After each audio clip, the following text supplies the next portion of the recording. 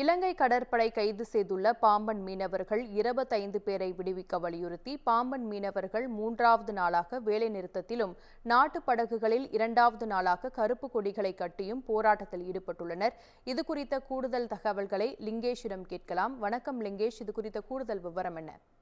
சுகன்யா, கடந்த 1ஆம் தேதி ராமநாதபுரம் மாவட்டம் ராமேஸ்வரத்தை அடுத்த பாம்பன் பகுதியிலிருந்து மீன்பிடிக்க சென்ற 25 மீனவர்களை 4 நாட்டுப்படகுகளையும் இலங்கை கடற்படை எல்லை தாண்டி மீன்பிடித்ததாக கூறி சிறைப்பிடித்து சென்றாங்க.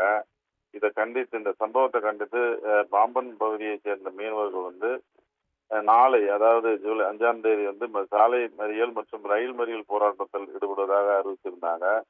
இந்த நிலையில நேற்று முதல் பாத்தீங்கன்னா பாம்பன் மீனவர்கள் கடலோரங்கள்ல நிறுத்தி வைக்கப்பட்டிருக்கிற தங்களது நாட்டுப்படகுகளை இலங்கை அரசை கண்டித்து கருப்பு கொடி கட்டி தங்கள் எதிர்ப்பை தெரிவித்து வராங்க. அதன் தொடர்ச்சியா இன்றும் தங்களது நாட்டுப்படகுகளை கருப்பு கொடி கட்டி எதிர்ப்பு காட்டி வர்றாங்க. இந்த போராட்டத்தின் தொடர்ச்சியா இன்று மீனவர்களின் கூட்டமானது நடைபெறுகிறது. கூட்டத்துல திட்டமிட்டபடி நாளை ரயில் மறியல் போராட்டம் நடத்தப்படுமா அல்லது ரத்து செய்யலாமா என்பது குறித்த பல்வேறு முடிவுகளை எடுக்க இருக்கிறாங்க. மேலும் பாத்தீங்கன்னா மீனவர்கள் கைது தொடர்பாக தமிழ்நாடு முதலமைச்சர் ஸ்டாலின் அவர்களை சந்திக்கவும் ஏற்பாடுகள் செய்யப்பட்டு வருகிறது.